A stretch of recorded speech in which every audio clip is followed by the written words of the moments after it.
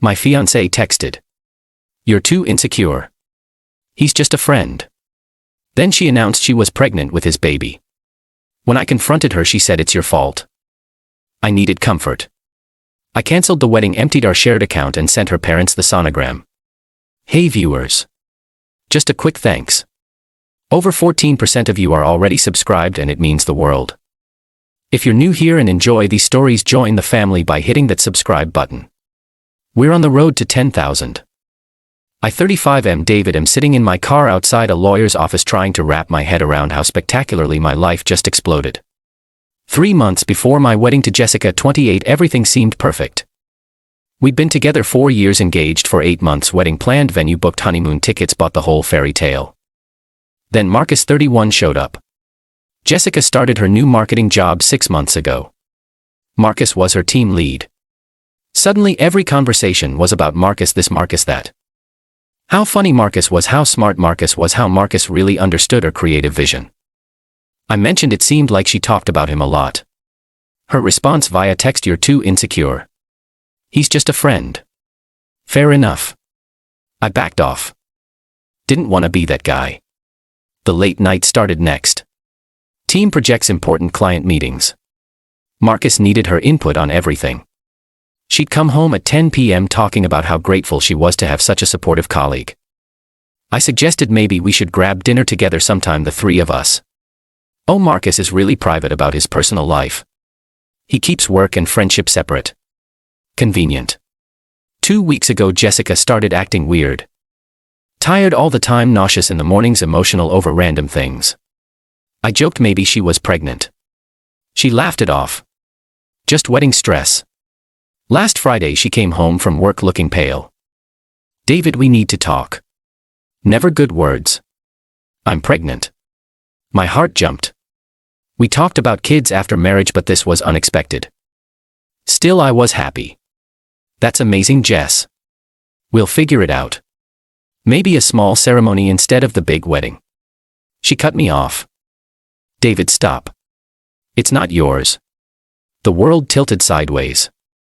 What do you mean? It's not mine. It's Marcus's baby. I sat there processing. Pregnant. Marcus's baby. My fiancée. 3 months before our wedding. How long has this been going on? It's complicated. How long, Jessica? 3 months. Actually closer to 2 months, but it felt like forever. 3 months. The entire time she'd been telling me Marcus was just a friend. She'd been sleeping with him. So when you texted me that I was too insecure and he was just a friend, you were being insecure. He was my friend. It just developed into something more.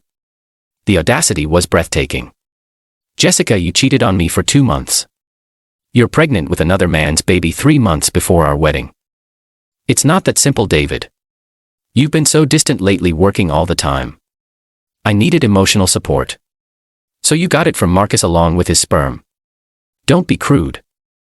What Marcus and I have is real connection. Something we lost. What we lost, when exactly did we lose it? Between the wedding planning sessions or when you were texting me that I was imagining things? She started crying. I didn't mean for this to happen. I love you both. You love us both. How generous. Marcus doesn't know about the baby yet. This could still work. Work how, Jessica? You're pregnant with another man's child. We could raise it together. People do that. The sheer entitlement. She genuinely thought I'd raise Marcus's kid while she continued whatever relationship they had. Jessica, we're done. Wedding's off. David, please don't make any rash decisions. We can work through this. Work through you being pregnant with your co-worker's baby. There's nothing to work through. I went upstairs and packed a bag. Called my buddy Tom, asked if I could crash at his place. David, where are you going? We need to talk about this rationally. There's nothing rational about this situation, Jess. You made your choice. I made a mistake. People make mistakes. 2 months isn't a mistake. It's a relationship. I left, drove to Tom's place, told him everything. His response: dude, what the hell? Exactly. Update 1:48 hours later. Spent the weekend at Tom's place trying to process everything. Jessica called maybe 30 times, didn't answer. Monday morning I had to handle the practical stuff. First stop the bank. Jessica and I had a joint savings account we'd been putting wedding money into. About $18,000 from both our contributions over the past year. I was the primary account holder since I'd opened it originally. Withdrew every penny. Second stop the wedding venue. Explained the situation to the coordinator. She was sympathetic but firm about the cancellation policy. Lost the $5,000 deposit but avoided the remaining $15,000 balance. Third stop called the caterer photographer band. Most were understanding. Some offered to reschedule, others kept deposits. Overall damage about $8,000 in lost deposits. Fourth stop the honeymoon. Flights and hotel were refundable with a penalty. Got back about 60% of what we paid. By Monday evening I'd unwound most of our wedding plans. Jessica had been texting me all day. David, what are you doing? People are calling me asking about the wedding. Tell them it's cancelled. You can't just cancel our wedding without discussing it with me. I can and I did. You cancelled it when you got pregnant with Marcus. Stop saying that. We need to talk. We talked Friday. You're pregnant with another man's baby. Conversation over. Where did you go? I came by Tom's but he said you weren't there. I was there. Tom just didn't let her in. David, please. I need you right now. You need Marcus. He's the father of your child. Marcus doesn't know yet. I need to figure out how to tell him. Good luck with that. Tuesday morning she showed up at my office looking desperate. David, we need to talk. Really talk. I'm at work, Jessica. 5 minutes, please. Against my better judgment, I agreed to meet her in the lobby. I told Marcus about the baby. How'd that go? He's processing. Processing. Let me guess. He's not thrilled about becoming a father. He needs time to think about what this means for his life. What about what it means for your life, Jess? That's why I need you. David, what we have is solid. Marcus is complicated. I'm your backup plan. You're not a backup plan. You're my fiancé. Ex-fiancé. You're carrying another man's baby. It doesn't have to change everything. It changes literally everything. She started crying again. David, I made a huge mistake. I got caught up in something that felt exciting and new, but you're my real relationship. You're my future. Your future is with Marcus and his baby. Marcus isn't ready for a relationship. He's not ready to be a father. Sounds like a Marcus problem. It's my problem too. Our problem. It's your problem, Jessica. You created it. I can't do this alone. Then you should have thought of that before sleeping with Marcus for 2 months. Update 2. 1 week later, the past week has been a masterclass in Jessica's desperation and entitlement. After Marcus apparently told her he wasn't ready for fatherhood or a relationship, she went into full panic mode. Called me every day, sometimes multiple times. Her arguments evolved. Monday it was just physical with Marcus. What we have is emotional. Tuesday I'll cut all contact with Marcus. We can move somewhere new. Wednesday I'll tell everyone the baby is yours. No one will know. Thursday my parents think we're still getting married. They'll be devastated. Friday I'll get an abortion if that's what it takes. Each proposal more desperate than the last. I didn't respond to any of it. Tom said she came by his place twice more looking for me. Saturday her parents called. Bill and Linda. They've been planning to help pay for the wedding. David, Jessica told us about the postponement. Everything okay? Postponement. She hadn't told them the truth. Bill, there's no postponement. The wedding is cancelled. Cancelled. Why? What happened? You should ask Jessica. She said you two had some disagreements about the future, said you needed space to work things out. Bill, Jessica is pregnant with another man's baby. Dead silence. I'm sorry. What? Jessica has been having an affair with her coworker Marcus for 2 months. She's pregnant. The baby isn't mine. More silence. David, are you sure? She told me herself, said it was my fault because I was distant and she needed comfort. Oh my God. I'm sorry you had to find out this way. I thought Jessica would have told you the truth. She said the wedding was postponed because of stress.